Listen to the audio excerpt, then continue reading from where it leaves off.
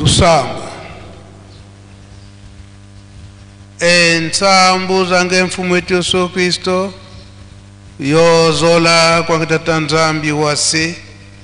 yo ntwadi ongitata mwanda wa velela bika wakwa masikilanga muna ito tuka ya kwa ile mfu se ye mwana tata mwanda wa velela. Amen.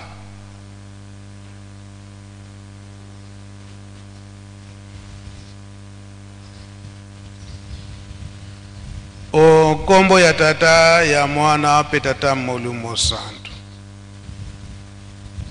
Lelo tozali na date ya le 12 avril l'an 2025.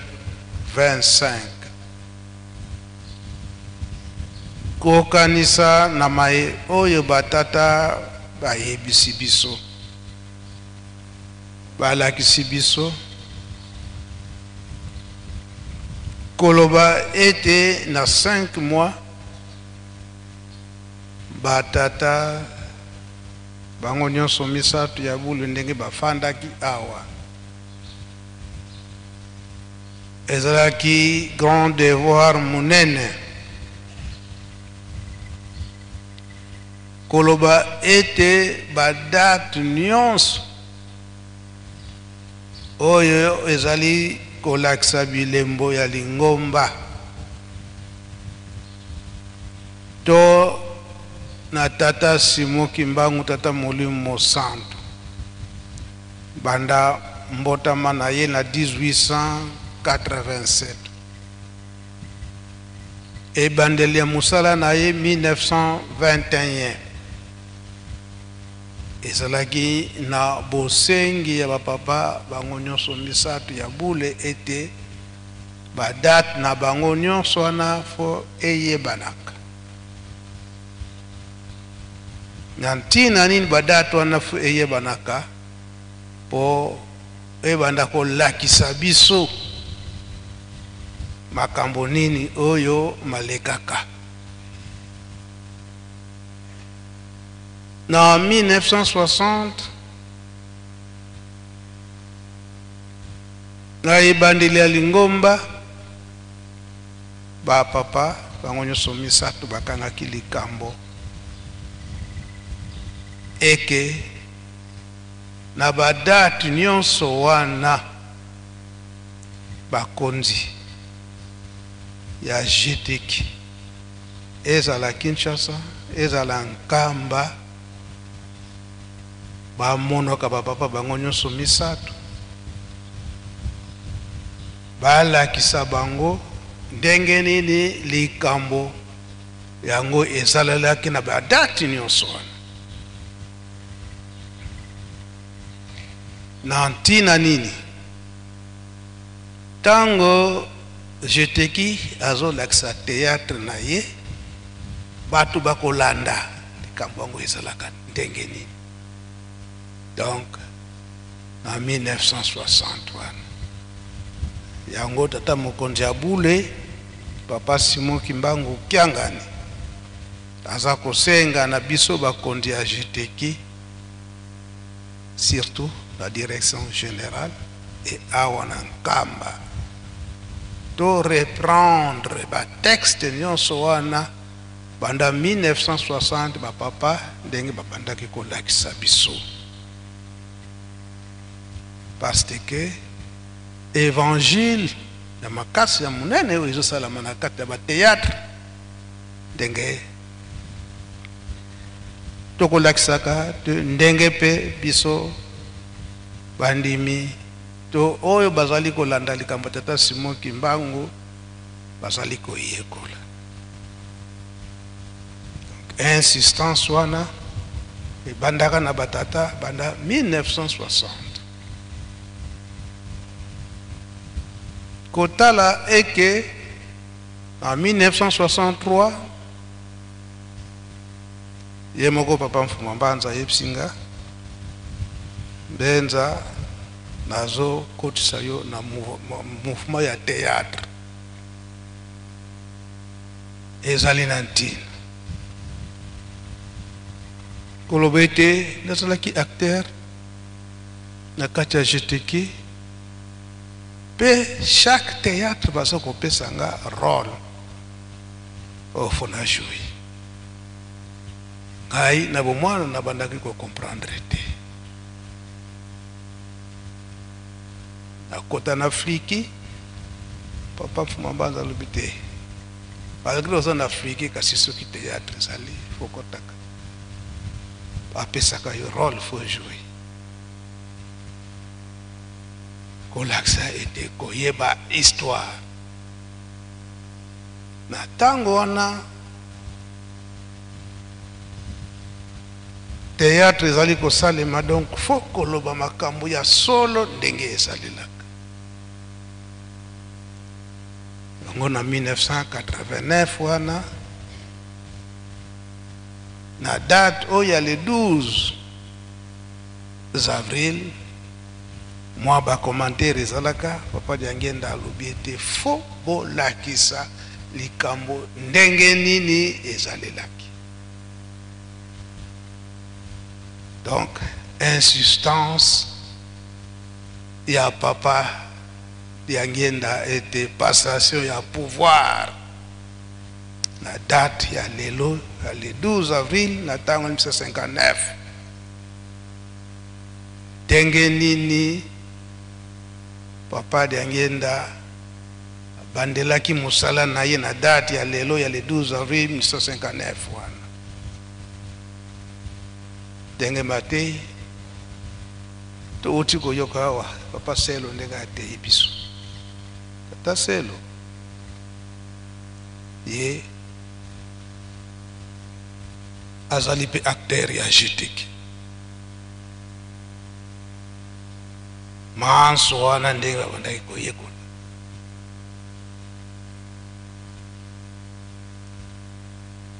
papa Mfumwa Longo papa Diangenda kontima na date oya le 12 avril 1959 na 1989 wana ndenge alobelaki ya passation ya pouvoir alobi na Kikongo saluki ya tata Nzambe mbote wa vewa kyo kwa yaniki mosi kanti kukibongela ko musala ya tata Nzambe yo benga minganga Nzambe malamu ye moko na vocation na ye apesa yo kinganga Nzambe kasi o mizwila te miswila te liloba ya papa Diangenda kontima lelo yo eza na biso banganga Nzambe lelo toza na kati ya temple lelo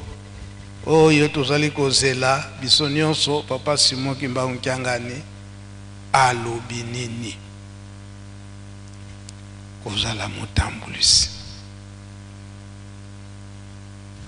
esika ye papa Diangenda alobaki ete kotambusa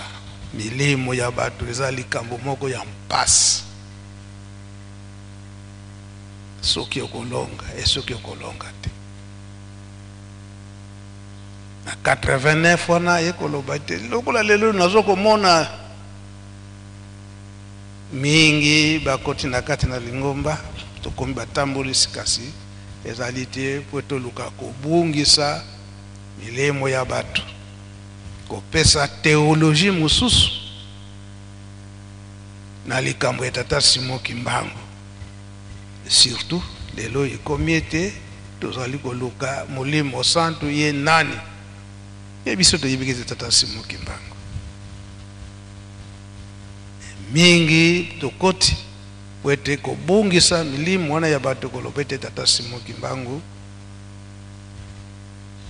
yete Molimo Santu pamba te Molimo Santu azali nde mupepe nde azali nde pigeon boye akoki kosala mutu te nzokande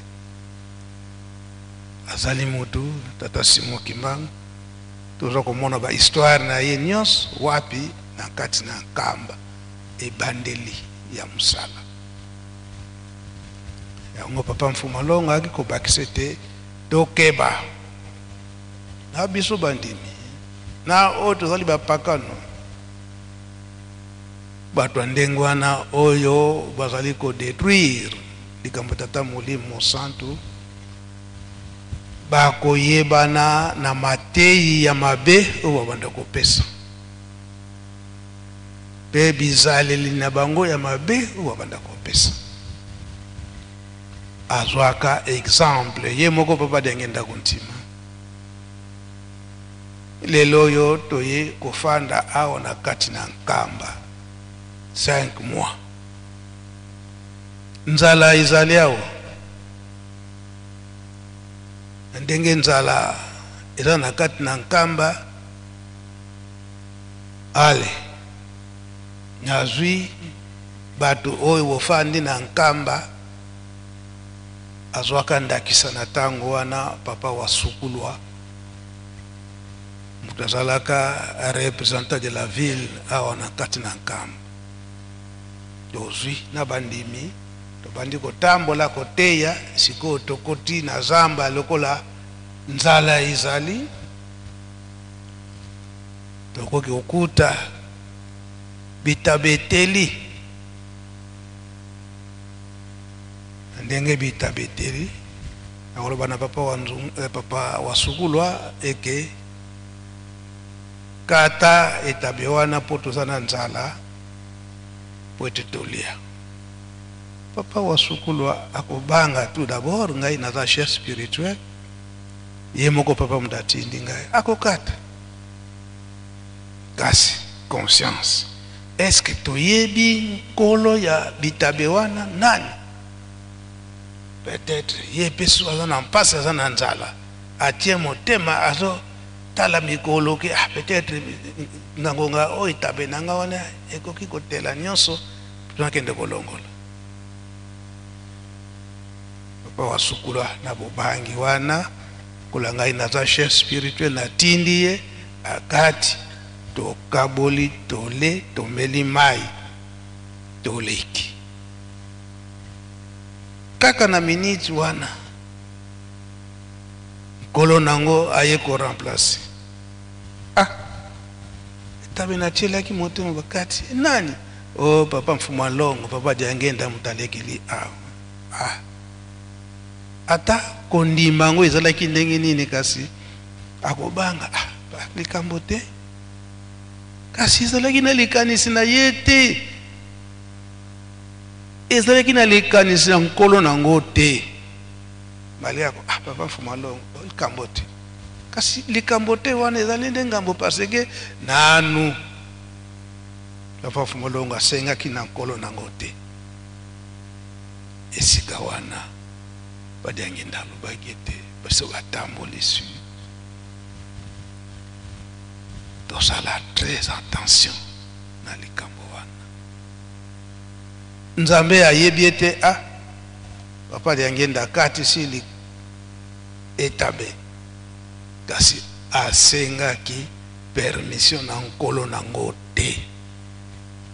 ana motif mobimba tata Simoki Mbangu ukatsaki etabe ozalaki na nzala kasi wana nini nano sengaki pa ya nkolo nango te nkolo nango soko sengi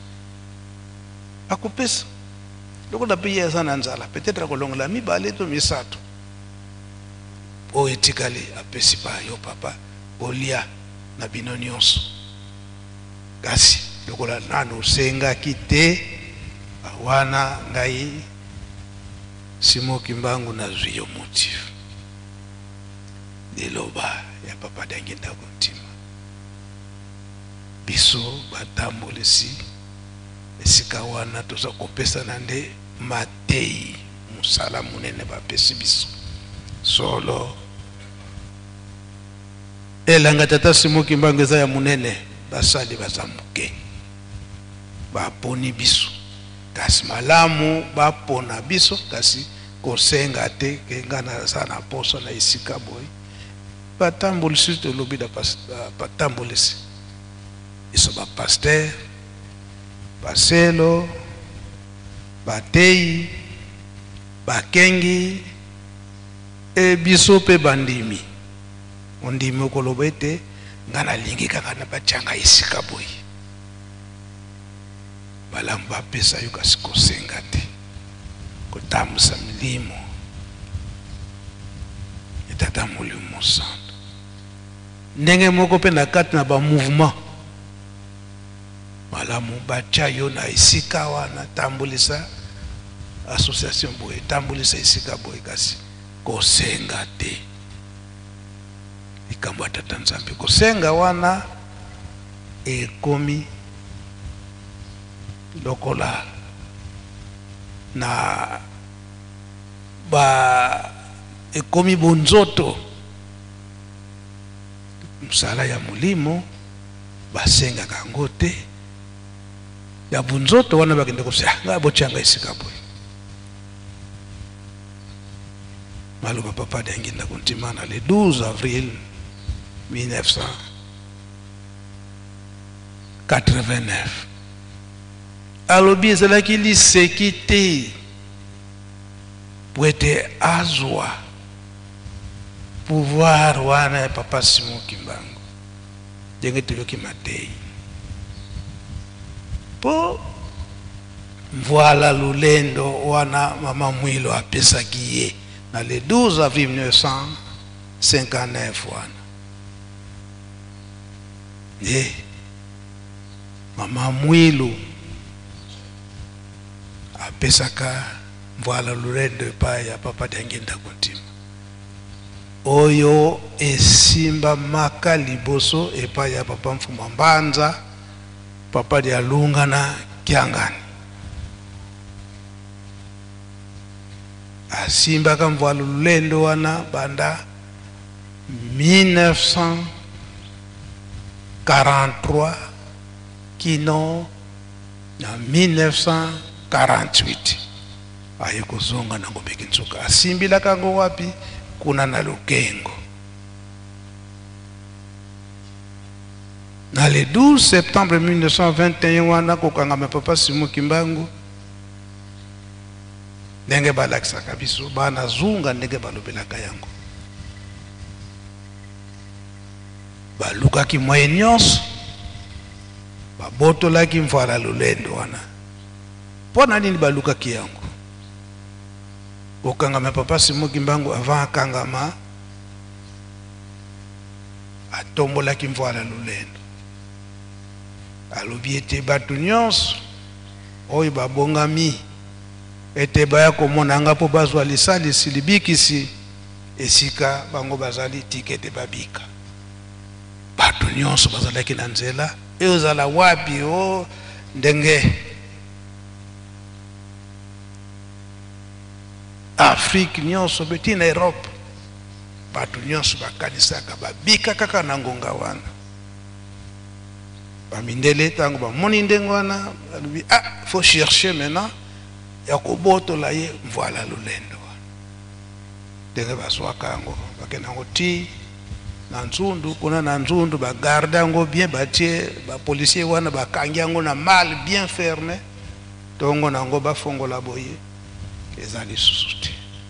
bazongi na nkamba baye kotortire mama Mwilu kofuye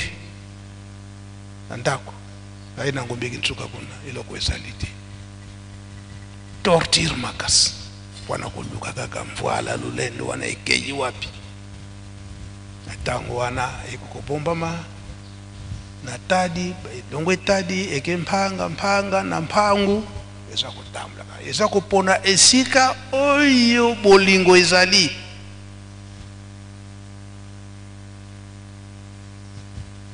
kino eya kofanda kaka na 1921 wana ekofanda na ndako ya papa Thomas Tufumana oyo azalaki témoin oyo kolo Yesu na tata Simon bakutanaki awa na Yerusalem le 17 mars efandi wana banda 1921 papa Thomas Tufumana batungisi bamindele bayebaki kezalaki pai na ye bakopesa ye mbongo pesa biso yango bakopesa ye boye ekomi kaka babanda kofanda na Gombe Lutete ekomi kaka na mai oyo ya tombe esika papa Simon Kimbangu azwa ki baptême na ba protestant ebongi ezongi. Peut-être mbongo to pesa ki lika ki moke babakisili ye mbongo bazwi ekomi wana ebungi bapesi rapport kuna na mbanzangu bakatoliki ke bino ba protestant kozako sekana na simo kimbangu ukola za mundimi na bino biso tokosala tu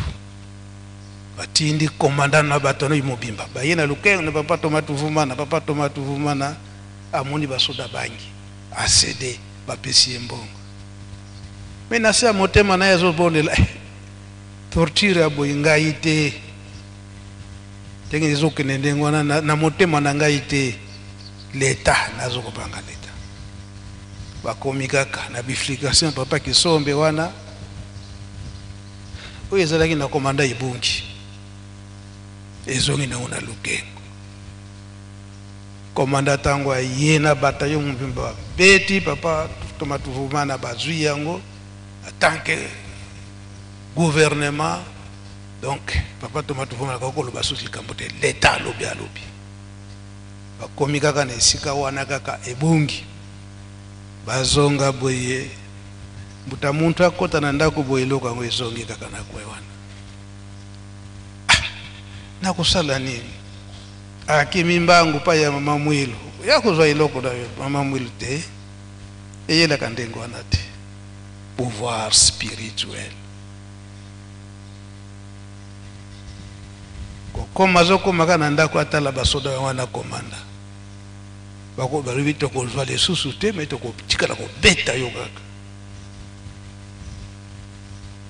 wana na 1940 na 1943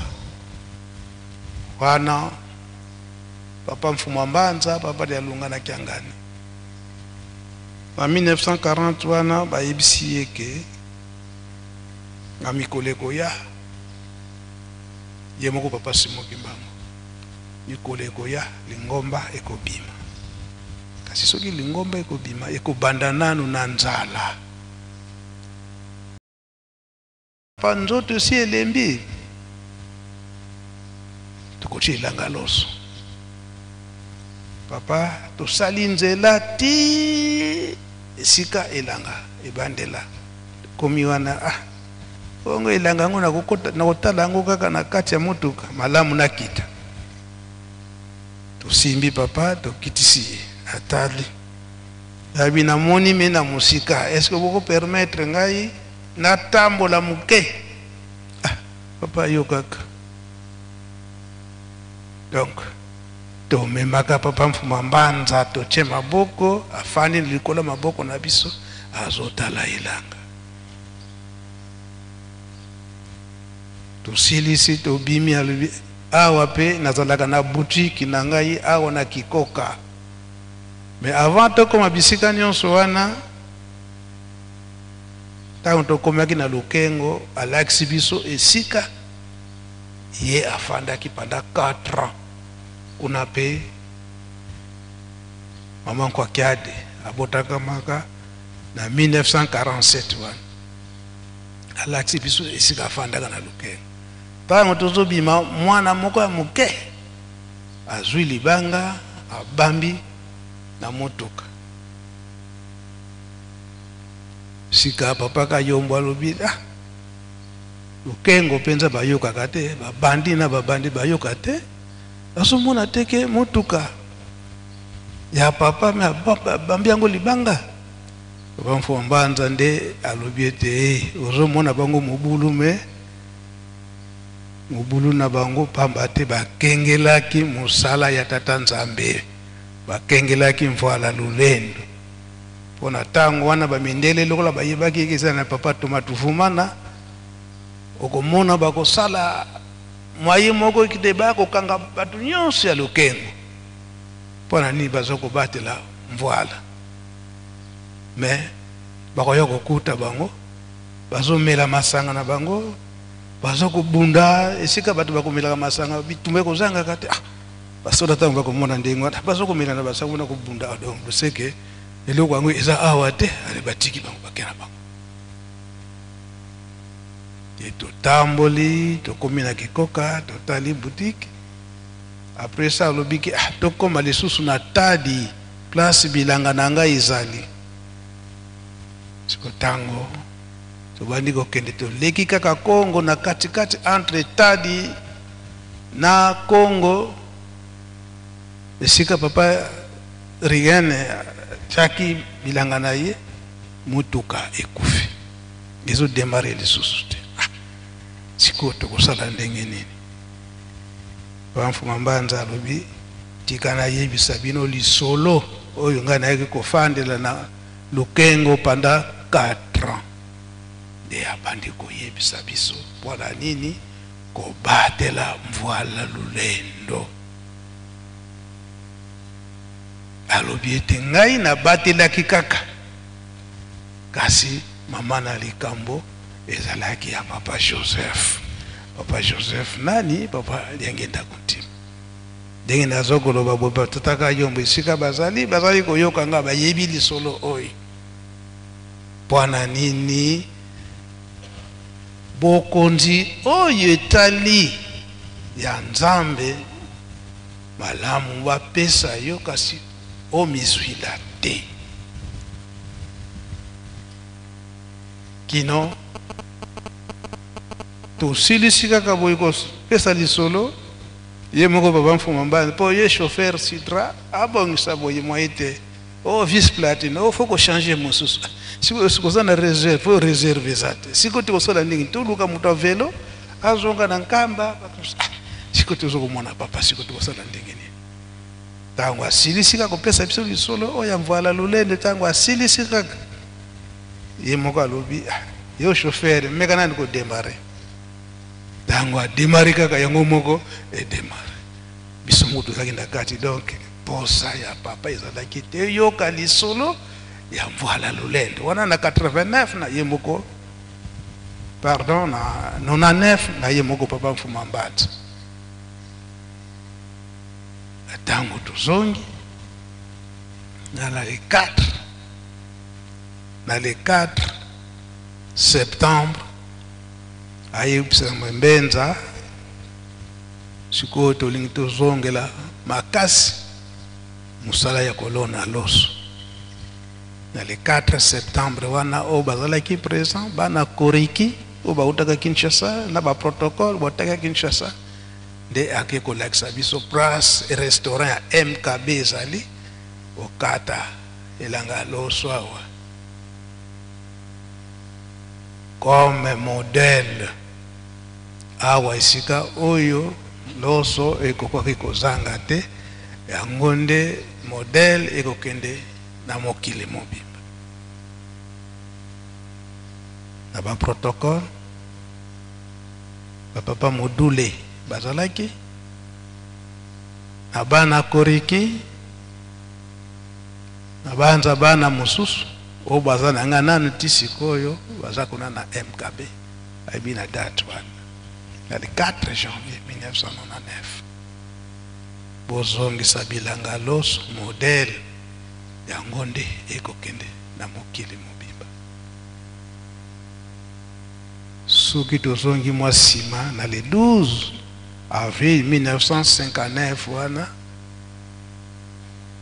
tango Papa Mfuma Mbanza avant alongwa na Lukengo pwete aya azonga na Ngombe Kinsuka l'État belge abengisi Papa Mfuma Mbanza bakende ko décorer ye bapesa ye médaille na médaille na iba koma 40-45 avoir participé à la guerre de 40-45 médaille wana mokolo mususu Papa Mfuma Longo Papa Simokimbangu ngani alakisaki yango na temple tikino lelo ezali en 1947 wana mama kwa kiadi abotam nde Papa Mfuma Mbanza ayiko zonga na Ngombe Kinsuka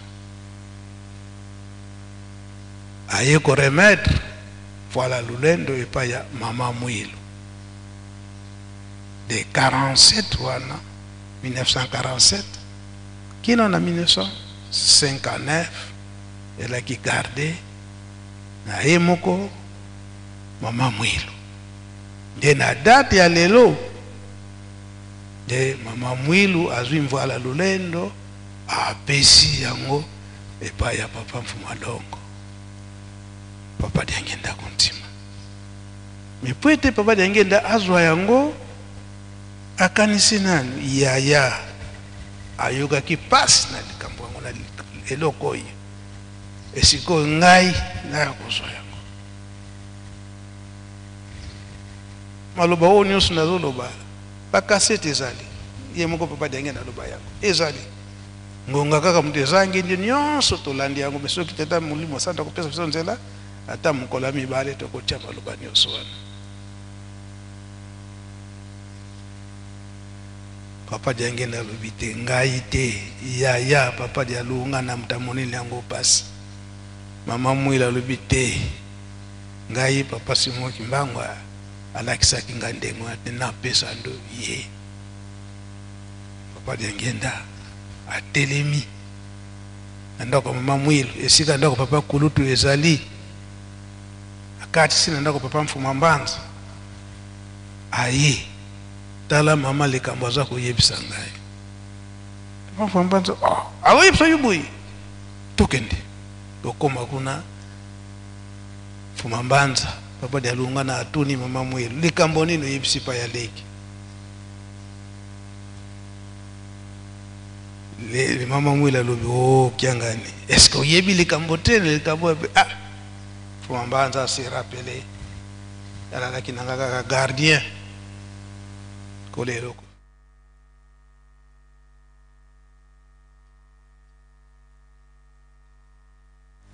wana ndenge tata abongisilaki yango ndenge wana nde tokolandela ngai nazongi na ngai yotika kosilisa masolo na yo na mama ya ndenge wana papa Diangenda azwilaki pouvoir oyo nyonso toza koloba eza na maloba bango moko ndenge balobelaki biso kodeforme histoire te ya tata Molimo Santu ndenge ezaleli ndenge ezaleli ndenge wana nde papa Diangenda akikondima na biso batambulisi ya ntango wana ndenge batangili bango awa balobi ete bino bokosala elongo na papa Mfumalongo papa Diangenda kontima bomitie na poste wana teme biso moko toponi bino motambolisi ya milimo ya bato komitia te kasi malamu ye moko tata Molimo Santu acha yo na esika wana kosenga te ezali facile te na 1959 nde ezalelaki ndenge wana ndenge bapapa bango moko balobaki yango na 89 wana papa Diangenda aye korepete ete lelo oyo biso bapaster soki topesi bino pouvoir ya kopesaka mbote na soirée pokwa nyonso oyebaki te bosi komba makasi ya monene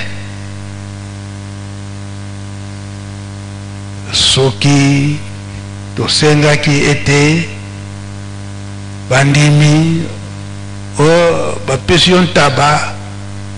oke kopesa na baautorité eke po batyo esika wana kondima te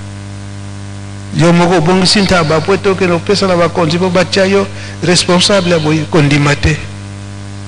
wana papa Diangenda wana topesi bino mokumba monene mosala tata Molimo Santu ya biso na banzoto si tolebi tokokende susu na bisika nyonso wana te kasi bino topesi bino responsabilité yango ezalaka na 59 onzembo batei bakoyembaka tokokende mokili mobimba tobongola bapakanu bakoma bandimi tolo bakombo ya tata Molimo Santo en 1959 wana mama Mwilu tanga pesa kaba tambulisa liboso ba carte wana boko kuta na mikakato na ndenge kasi bino botambu saka kombo tata Simon Kimbangu ndenge tozali kotindela bino bomilakisa te ke biso tozwi pouvoir bomilakisa te anga nazwi carte pa mama Mwilu mais kobongola bandimi ezali na ndenge wana te omikitisa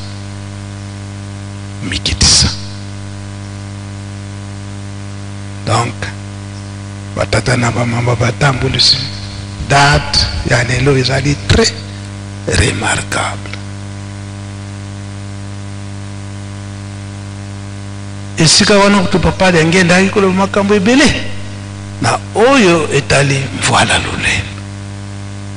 alobi bobundisi ngai pona nini tete bolongola mvoala lolendo maboko na ngai bakokoka ngai te pamba te tata bongisela kya mode mwana pa bongisela ko pona bino te nde pona ngai tala liloba tata ningisitu ndegezalaka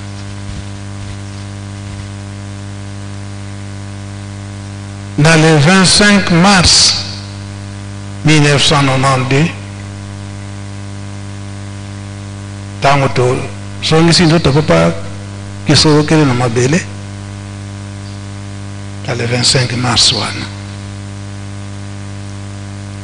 bango somi bale papa kisolo papa diangena na papa ya lunga na babimi na mozole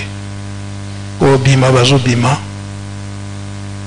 na mozole papa diangenda fandi sibiso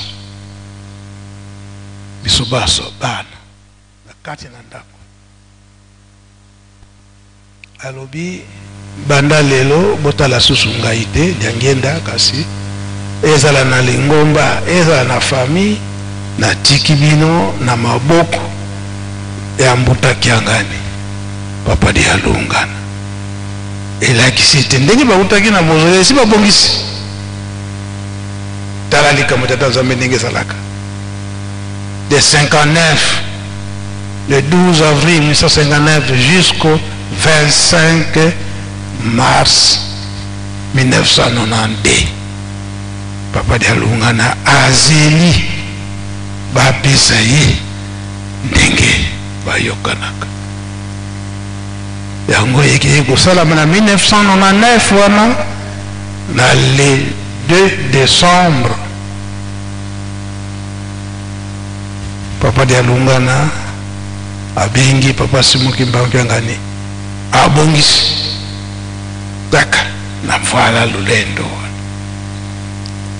mingi tokolobaka ete mvoala lulendo esila pouvoir lelo eza pa ya nani eza pa ya nani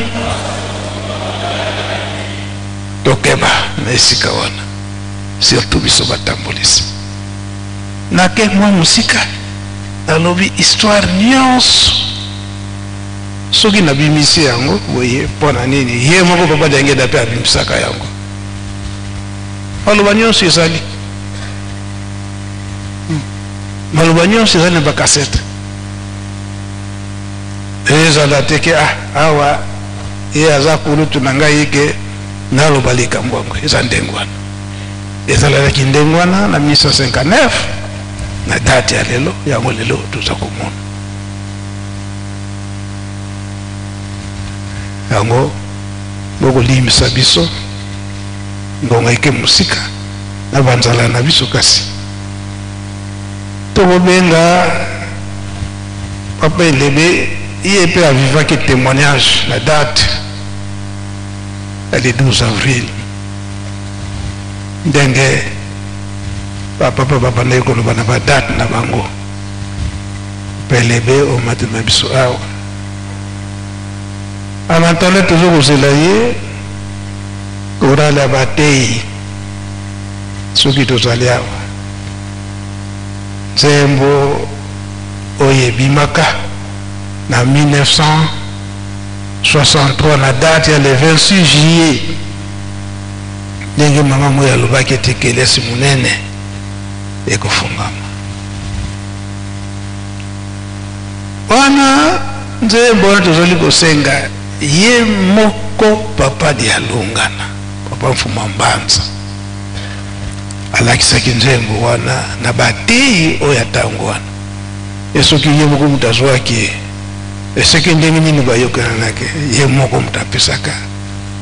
nzembo wana papa Dialungana ezali na Kikongo mais pona te ezala facile pona koyeba to traduisaki yango na Lingala. Nzembo wana bateyi kolamuka na 3h du matin ndenge Yerusalemi alamukaka koyemba turi ya Nkamba na tango wana 3h du matin bateyi balamuki koyemba nzembo wana kotambula na Nkamba mobimba. Korali ya bateyi topesi bino nzembo.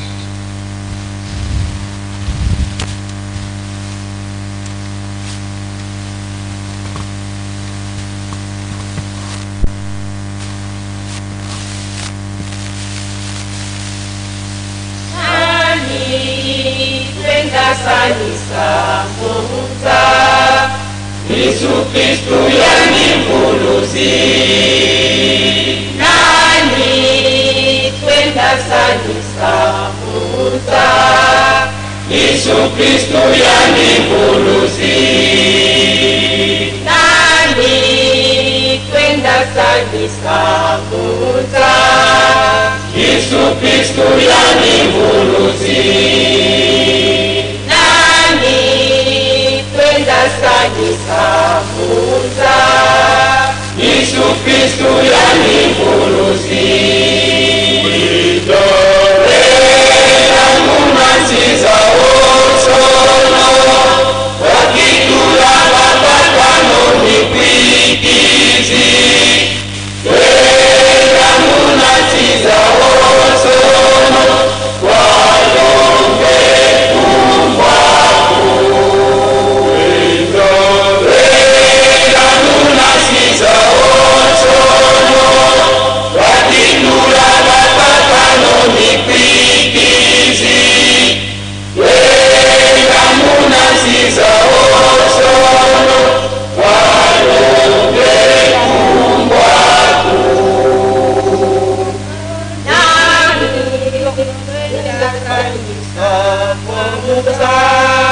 Yesu Kristo yani mvuluzi.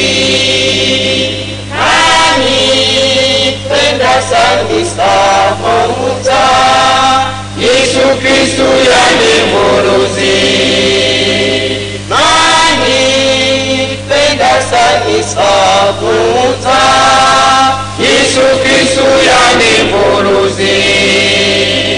Nani kwenda salisa Muta Yesu Kristo yani mvuluzi. Wela munasiza osono wakikula mapatano mikwikizi. Wela munasiza osono walombe kumwaku. Wela munasiza osono wakikula mapatano mikwikizi.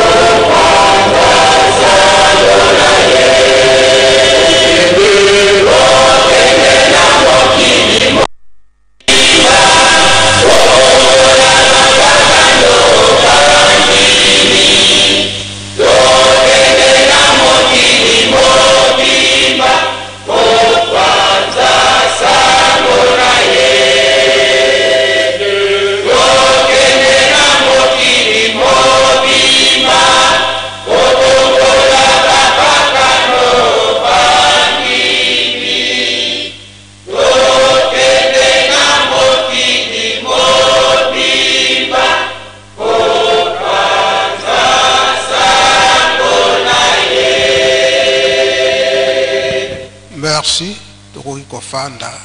wana nzembo ya papa dia lungana kiangani banda 1963 le 26 juillet bofongoli ya école biblique awa na Nkamba tosengi papa ilebe.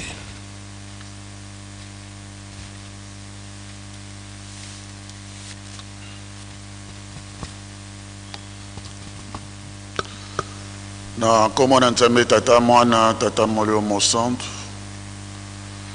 Merci nkolo na ngai papa Mfuma Mbanza. Nakopesa biso tolobela likambo biso toyokaki na tata mokonzi abule papa diange na kontima. Tokofabrikaka makambo te. Ya solo papa, le 12 avril 1959, mokolo munene ya solo. S'agissant ya papa, mopaya monene oyo ndenge papa directeur école biblique asili koloba yango ezali vrai, ezali histoire vrai. Papa ayebisaki alobi tozo ya mopaya moko monene akokenda na biso na Nkamba. Comme on est Lèbre Simon, c'est exact. Papa Lèbre Simon wana atamolaki mobembo te na Nkamba pe journée ya lelo assistaki na programme nyonso ndenge yango elekaki. Merikamo moko qu'il faut souligner, c'est qu'après la cérémonie surtout elekaki bambuta bato batabolaki na mobembo wana batuni papa papa bongo mopayo biso toyaki ne papa Lèbre Simon ake wapi papa lobi na bango lobi te wana ezali papa Simon Kimbangu ye moko atenaki azala présent mokolo oyo lingoma na ye ezali kobima mama mwila azali kobimisa yango de atenaki azala présent yango wana assistaki na programme nyonso azongi ndenge ya azalaka na esika oyo ya kozalaka. Papa mpona nini oyebisa te wana eza mabombami na ye Nzambe ezalaki ye moko papa Simon Kimbangu ezali vrai. Ndelikamo wana yango ezali pe na kati na Bible parce que papa Mfuma Mbanza papa tata mokonzi abule papa Simon Kimbangu kiangani balingaka toujours référence biblique. Nkolo Yesu na Matthieu chapitre 18 verset 20. Matthieu 18 verset 20. Nkolo Yesu alobi esika mibale misato bakosangana na nkomo na ngai nakozala na bango elongo. Yango na papa Kimbangu atenaki kolakisa na bayekoli na batambo ici de ce jour là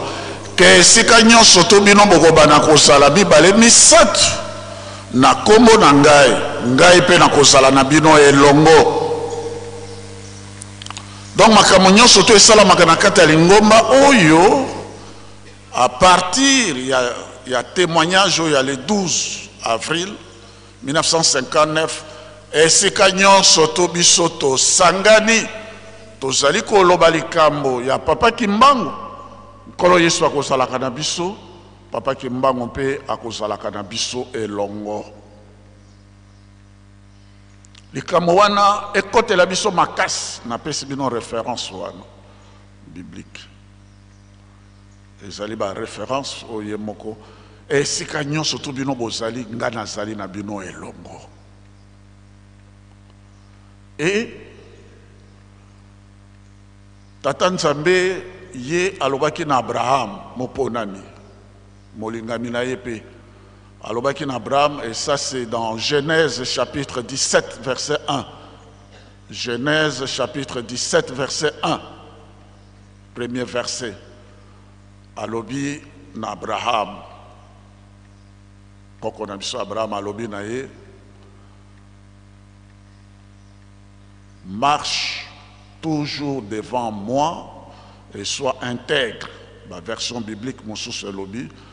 vis toujours en ma présence et sois irréprochable. Abraham, vous allez mon pona minanga motinda minangai mosaleli nangai ozala katango nyonso tu oboso bwangai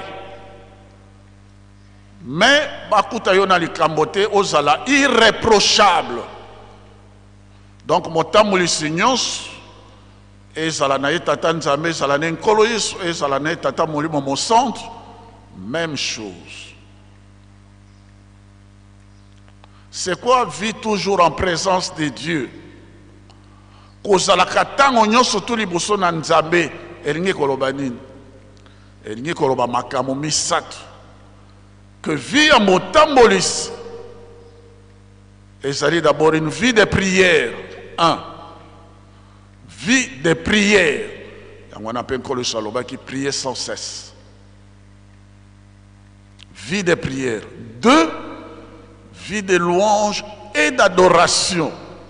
Ndenge biso to monaka na papa mfuma mbanza auto sala biso démonstration. Toujours la semaine et outi ko s'écoulé a salé biso exhortation avec 6 cantiques. Exhortation avec 6 cantiques, s'il vous plaît.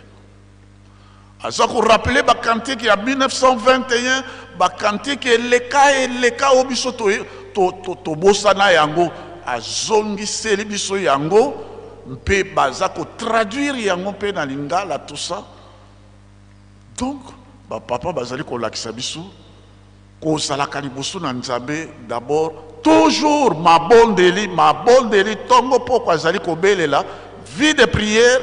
vie de louange et d'adoration. Parce que hymnologie qui m'bangisto banzembo d'abiso ezali source paix très importante. Il y a théologie qui m'bangiste. Donc, mon tamolisi foazalaka toujours na vie de prière, vie d'adoration et vie de louange. On a 2, 3. Mon tamolisi il faut azalaka toujours à l'écoute et à la méditation de la parole de Dieu. Bible ko kozangela kayete atanga kayango ndenge Moïse alobaki na Josué mibeko yo banza kayango tanga yango banza elongwa pene na yote. C'est alors que tu réussiras, tu mettras ça en pratique. Donc vie à motambolisi c'est d'abord ces 3 choses: vie de prière, vie de louange et d'adoration, et puis vie aussi de l'écoute et de la méditation de la parole de Dieu. Et ça l'a fait dans les réseaux sociaux. Et qu'on a balobi non, et ça li vie na yote, vie na yo, et ça li ko yokaka maloba papa loba ki ne magistère o banza kayango po yango de ça li bile ya bo moi po na bandimi. Deuxième chose, c'était le 12 avril 1959, papa Maman Mouilou na makambo nyonso elekaki Maman Mouilou akelaki kokundola Dame Jeanne oyo ezalaki na archive ya papa Kimbangu. Donc Maman Mouilou le 12 avril 1959 est aujourd'hui dans l'histoire de l'église. Il faut reconnaître à Maman Mouilou la qualité de premier archiviste de l'église kimbanguiste. Premier archiviste de l'église kimbanguiste. Talanano en cette période-là. Et Tata Nzambe a bongisaki que Papa Kimbangu a kangami le 12 septembre. Mais Maman Mouilou bakangaki yete. Papa Mfumalongo, Papa Diangé n'a pas bakangaki bangote Papa Dialongani. Maman Mouilou a tikalaki. Parce qu'il y avait une opération importante aussi qu'il fallait faire. C'est que papa secrétaire, papa Mfinangani, papa Douma, secrétaire, on a papa Kimbangu, makambo nyonso tu ya papa Kimbangu bazalaki kokoma oyo bango bayebaki mikanda wana nyonso bayaki kotikela yango na Maman Mouilou. D'ailleurs le 15 septembre 1921 ntango bazokanga mama mwilu bakotaki papa mfinangani na ba mama mwilu baza kosolola makambo wana, mais c'était trop tard pour l'homme blanc parce que mama mwilu avait déjà pris ba documents importants essentiels au ba secrétaire ba pesaki atiaki yango na Damejane akangaki yango très bien atimolaki libulu moto ayebaki te abombaki yango le 12 avril 1959 plus tard. Et puis maman Mouelo a kabati ba document wana ba archive wana a pesa na papa Diangenda intact.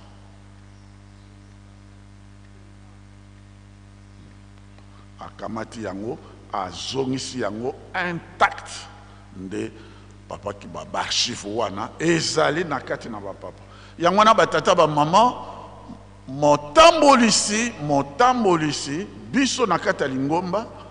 sikaboy tout ça komona la force de papa Mfumambanza, la force de l'église kimbangiste barchive ta la histoire ndenge yango ebanaka zali ko rappeler tout ça à partir des archives. La force de papa Mfumambanza aussi de papa Mfumalog, ce sont des archives. Biso tozalaka négligent na makambo ba livre ba document ba photo ba makambo ezalaka na Lingomba. Les archives ezali très importantes yango nande et permetaka conservation de l'histoire, la pérennisation de l'histoire, ba recherche banane. On ne peut pas perdre. Aux États-Unis d'Amérique, il est plus facile de rencontrer le président de la République, mais difficile de rencontrer les conservateurs des archives des États-Unis. C'est un monsieur que vous ne pouvez pas rencontrer n'importe quoi, parce qu'il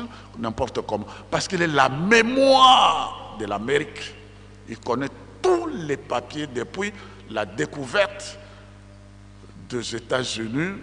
le 12 octobre 1400, je crois, 82 si je ne me trompe pas, mais c'était un certain 12 octobre 1482 si je ne me trompe pas. Depuis cette découverte, l'archiviste des États-Unis a tous les papiers depuis que Christophe Colomb a découvert l'Amérique. Et là, tout ça est bien classé. Papa Mfumambanza, Sokotounie ba document, papa lobaki mokolo boy, papa lobaki mokolo. Donc les archives surtout ya Lingomba, la mémoire de l'église, et ça n'est pas énaillé. Sous d'autres cieux, c'est des personnes qu'on doit protéger parce que il représentait la mémoire, pas seulement de l'église kimbangiste, mais de l'homme noir. Nalobaka pa mapa matetang nazolbaka papa Simon Kimbango Kiangani tata molio monson est la dernière chance de l'homme noir. Nalobaka pa mapa maté, j'ai de bonnes références pour ça. Pour terminer, papa nde mokolo yango pe ya lelo le 12 première mission parce que nganga nzambe ndenge yo lobi merci il faut ba pona yo il faut batinda yo de première mission. Tango passation de pouvoir et salami, maman Marie Mouilo, Kiawanga, maman Nabiso, maman Lokoum, alobina papa Diangé na dit bon ça va et ngai na kokene na bokote. Inauguration ya temple ya Boko le 17 mai, premier temple en matériaux durables. Donc amaka na Boko. Inauguration na yango ekozala le 17 mai 1959 mengai na kozala kuna te yonde bokoke na kuna pona ko inaugurer temple wana na Brazzaville bango bazalaki na posanga na kende mais na kokende te yonde okokela première mission officielle na za ko pesa ye yokozala na Boko pona ko inaugurer premier temple kimbangiste en matériaux durables à Boko, inauguré le 17 mai 1959. Pour maman Mouelo a yebi que awaya salé remise reprise à Pessi Makamonyos a yebi que dans 15 jours, donc le 27 avril, il y a Zakoken. Donc le 17 mai, à Kosala Kunate Yangwana, asalaki déjà ordre de mission apesi on na papa diange na lobi yo ko sala kuna et le reste etikali mokumba na yo papa na silisi na komba tata mwana molio mosonto.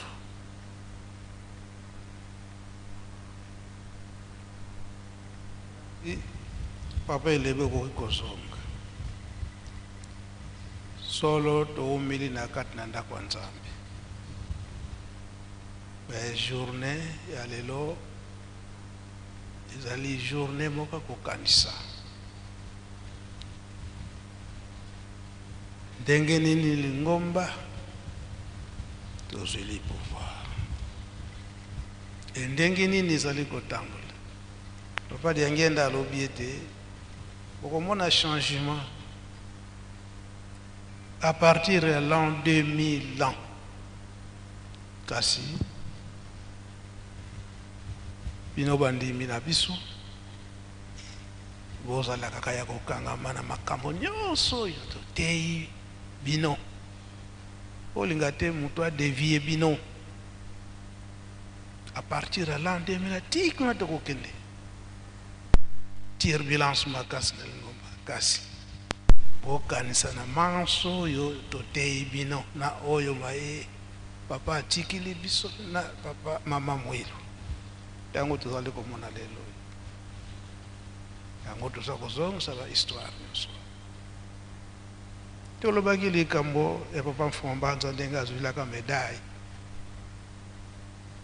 na 1947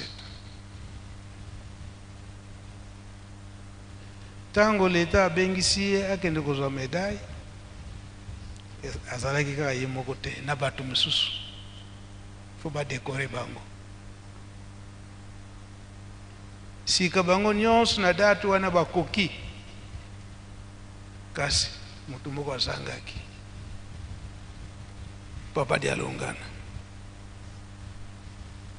bango nyonso bayebaki ete bazozwa médaille donc bien vêtu na bacostume ya ndenge na ndenge bato nyonso bafandi juge alobi ete etikali moto moko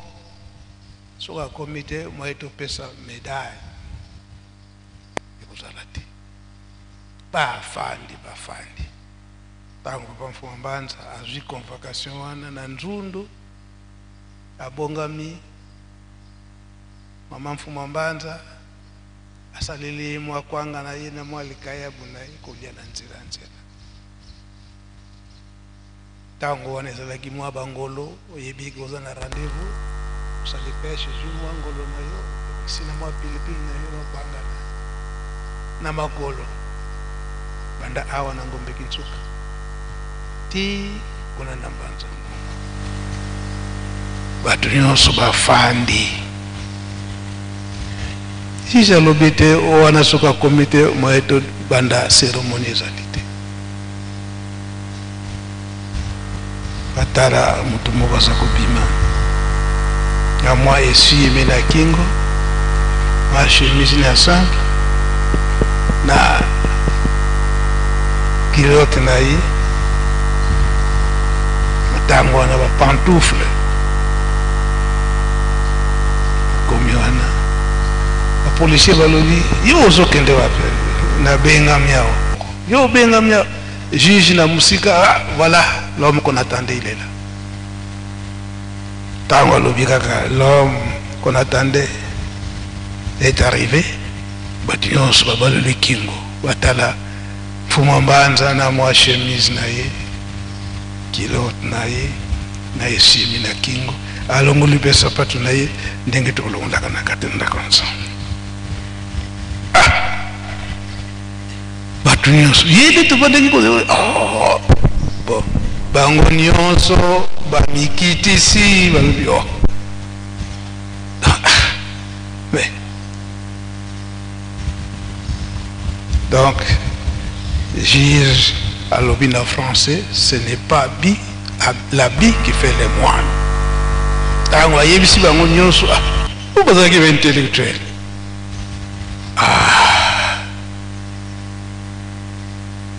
donc tango tobengana papa de la ville phrase wana juge abimisaki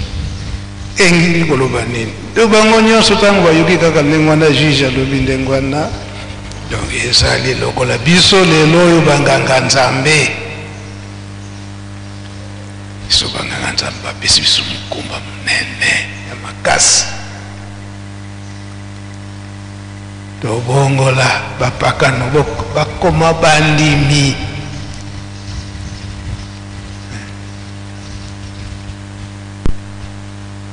badekore ye médaille na ye ntango basilisi kodekore bato nyonso baza kofete ye ale balemba baluki na ye aki kolala na ye na esika bandimi bazalaka na ntango wana batata lonkotela esika papa Mfuma Mbanza akendeki koyekola kotonga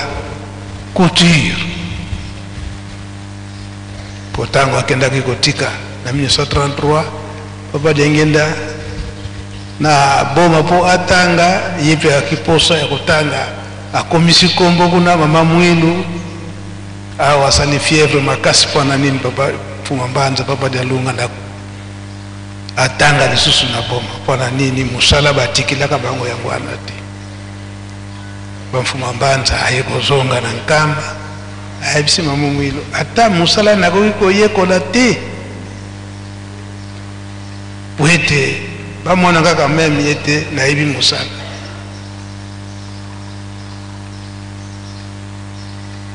mama Mwilu alobi te yozala kaka awo kasi papa Mfuma Mbanza na ntango wana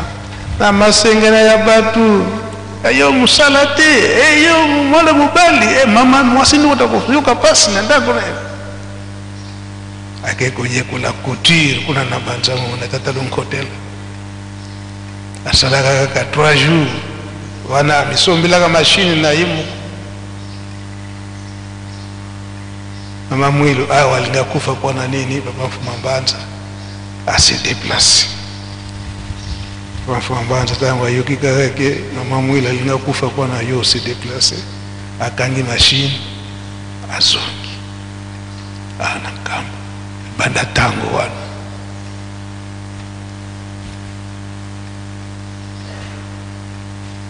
ayekuli mashine lokola misombelaki ye moko bandi ko bricole na mashine ti ndenge musala yaki kobanda ye papa de la ville napesaki yo mokumba wana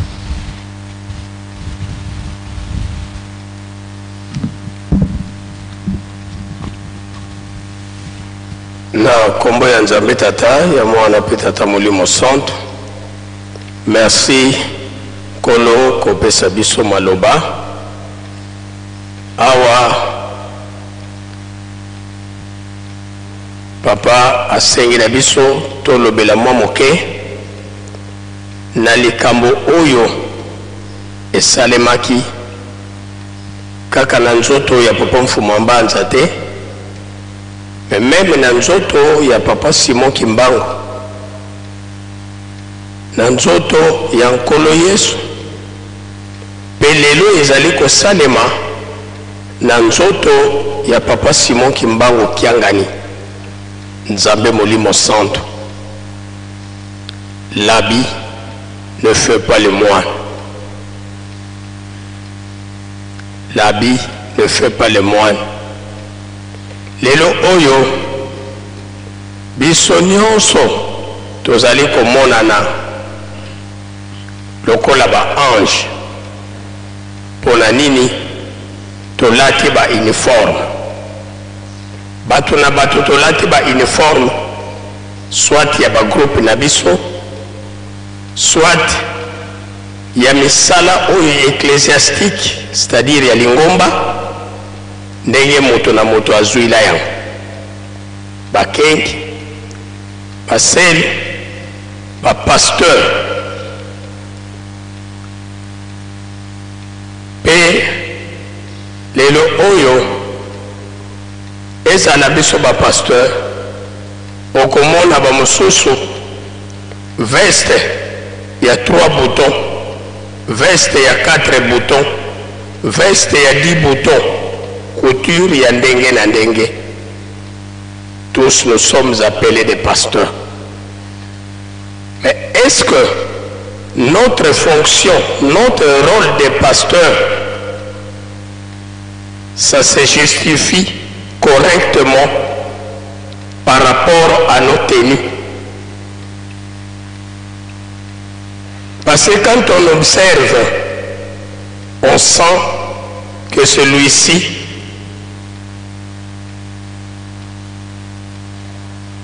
son tenue est bien confectionnée. Et il y a même des gens qui peuvent venir vous demander à quel tailleur vous êtes allé pour que moi aussi demain ou après-demain que je le vois, c'est un bon tailleur. On sent à travers vous être un bon pasteur. Mais est-ce que votre comportement, vos agissements, ça se marie avec la tenue que vous portez, qui est impeccable,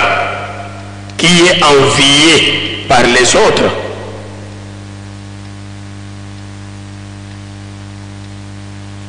Jésus-Christ, dans Matthieu chapitre 7, verset 21, il dit, ce n'est pas tout celui qui dit, Seigneur, Seigneur, qui entrera dans le royaume des cieux,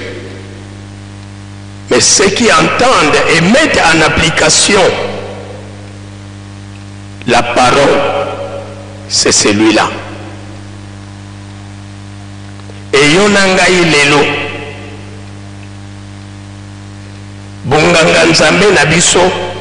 ezoko se faire justifier en quoi? Pambate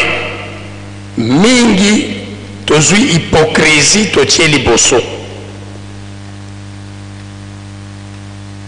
Et na libanda ba oyo lelo biso tozali komona oyo asambelaka te. Ce jugement que nous faisons, tout celui qui ne prie pas avec nous est un païen. Or chacun de nous prie son Dieu de sa manière. Est-ce que ngai kimbangiste, mondimi ya kimbangiste, nazoko défendre Papa Simon Kimbangu kobanda na oyo nazali kosala etamboli na ngai, elobeli na ngai, elateli na ngai, ezali ko défendre doctrine, éthique, morale kimbangiste? Est-ce que mon comportement, mes agissements, ezali ko tiolisa Papa Simon Kimbangu te? Ezali ko fingisa nkamba te?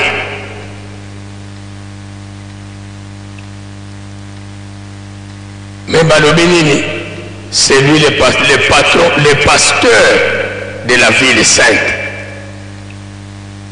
qui est toujours à côté de Dieu. Mais oyo ngai nazoko sala, oyo tata pasteur, maman pasteur ozoko sala,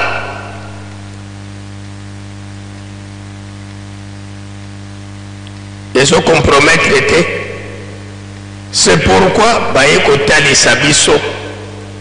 quelle qualité nous devons être? Est-ce que nous avons la vie de prière avec nous? Parce que mingi kati na biso tolingaka na biso mabondelite. Tolingaka na biso mabondelite. Mingi kati na biso. Mais nous sommes des pasteurs. Tangu tozali na kati ndako nzambe, tokomi ba camarade ya Bible. Mais soki tobimi na bakuwa mosusu, yo moko oyebi, ngai moko na yebi, na komaka camarade ya nini? Na place ya Bible na salelaka nini? Yo salelaka nini na place ya Bible?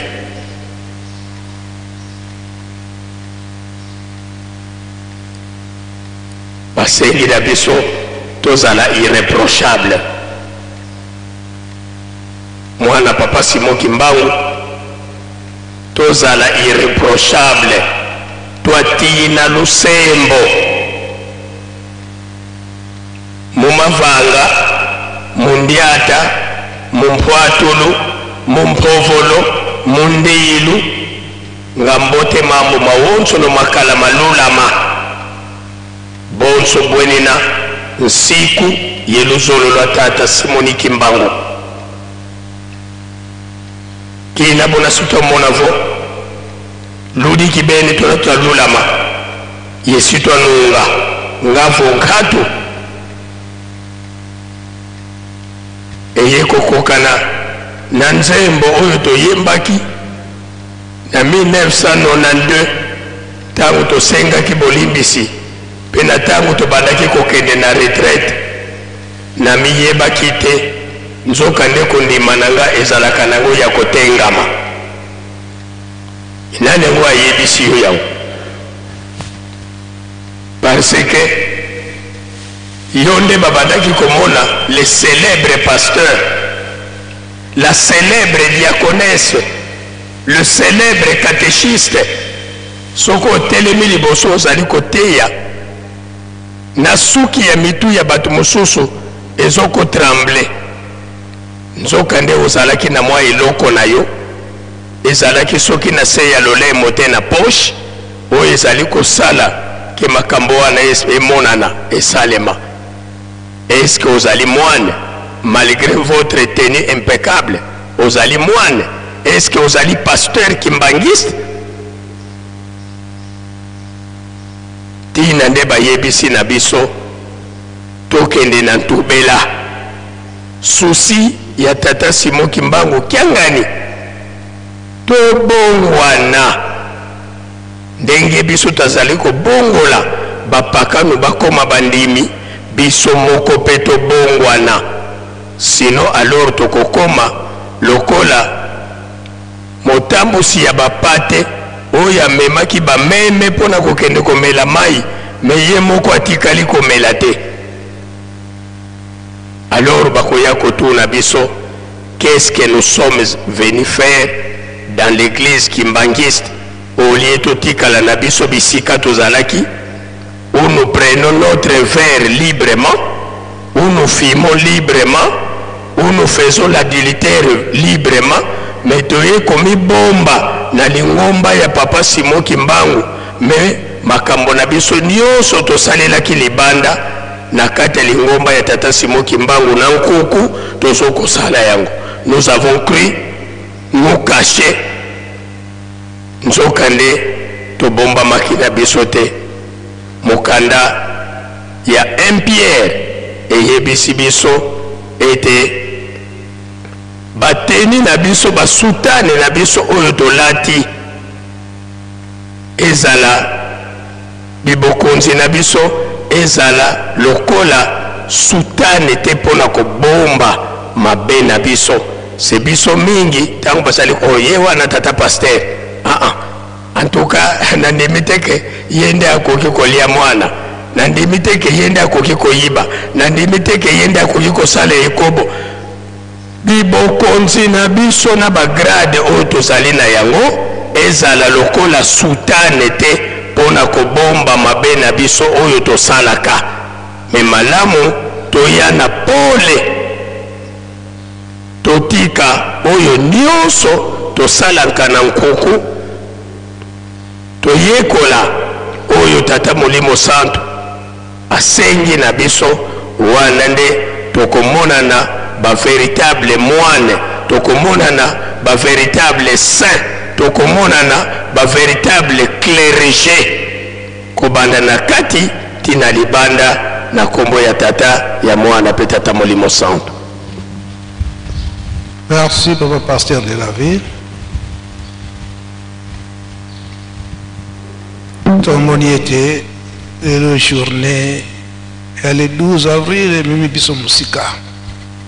ikambo toko yelaga na Yerusalemu nde yangwana mama na likambo na manso yo doyoki na ba chapitre batangili biso tozwi ba exemple ya papa na ndenge batambolaki na papa Simon Kimbangu. Tozala ba bon berger, tozala bandimi ya sika oyo tozali kolanda Matei. Tata Simon Kimbangu alingi nini? Mama Mwilu alingi nini? Papa Kisorokele, papa ya Lunga na papa ya ngenda kuntima balingi nini? Tengene tokoki kotambolela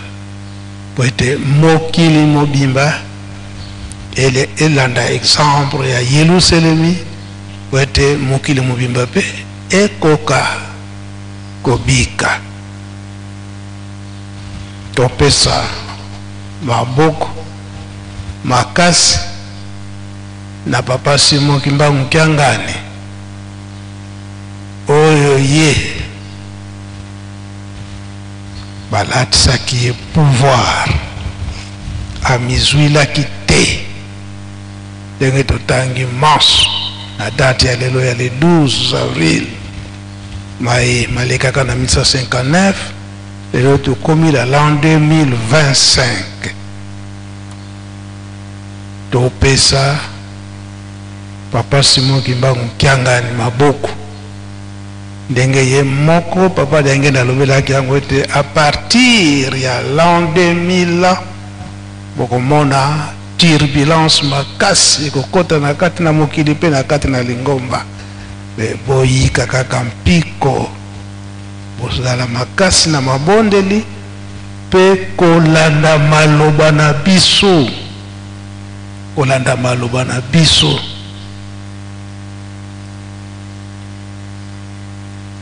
Wana kosilisa toyebi ete tozwi ngonga mulai kobima tokozala kaka na ntinsa na biso ya 3000 francs. Sima ya ntinsa ya 3000 francs tokende kumilengele po ete lobi ezali yenga tokota na kati na ndako ya Nzambe. Pe ndenge papa pesaki programme tozala presse te biso batambolisi si yango nde tokoyelaka na nkamba tozwa nguya bisika tokozonga ya kosalela kuba kotuna biso papa alobi nini oyo papa koyebisa biso yango nde tokomema esika bandimi bazali na biso mpe bandimi oyo toakompagne batata pasteur to presse batambolisi na biso te kino tokosukisa likambo nyonso oyo papa akopesa biso nde na ntango wana soki ye moko apesi biso ngo ya kozonga nde tozongi. Nazo korepete yango papa ndenge nalobaki ete turbulence ya monde mpe na kati na Lingomba ekobanda na l'an 2000 toyebango makasi yango tozokosala référence toujours pe papa balobaki nini, papa balobaki nini soki tozalaki na mokuse nde tokoloba ete alobaki kaka bref toyebaki te nzoka nde ezalaki boye yango toza koloba alo elarge ndenge tokosalaka boye tokoyokanaka naye mokonzi ya bule. Donc na ndenge nini po mingi tozoyeba te lisolo wana ezalaki ndenge nini ezalaki ndenge so mpe balakisi yo te moye mpe oyeba eza te mais kozala témoin eza kambo moko apasi ozomona bato bazoyoka pasi yo oyebi likambo ofandi nayo mais mutu toza kaka bato faut kolakisa oyo ezalelaki boye te ezalelaki nde boye mutu asusuli Matei epa ya mutu etalaka age te asi akomi na ye mobange ayebi makambo nyonso te eza ndenge wana te. Donc yango tozozwa ngonga mulai topesa papa Simon Kimbangu Kyangani maboko na manso yo bapapa batikelaki biso papa diangenda nazo korepeta lobike makambo nyonso ekobanda la l'an 2000 ans kasi soki mugu totali na kati na lingomba totala nanu a partir à l'an 2000 ti na mukola lelo oyo bitumbango ya ndenge nini oyo tata Molimo Santo papa Simon Kimbangu Kyangani azali kobunda banani bakopesa ye maboko biso nde batambolisi soki totamboli malamu te bakolobaka kaka ye mokonzi na bango atindaka bango boye ayebisaka bango boye soki tozosala le contraire oyo papa aza koyebisa biso toza kofingisa nde papa nde kofingisa papa yango tozala makasi na mabondeli mpe kolanda mayeba tata batikelaki biso na kati na bolingo mibeko mpe misala onkombo tata mwana mpe tata Molimo Santo amen. Bika tokubike no moko totonda lusiamu sututambuli kwa mfumu muzola kwa seyi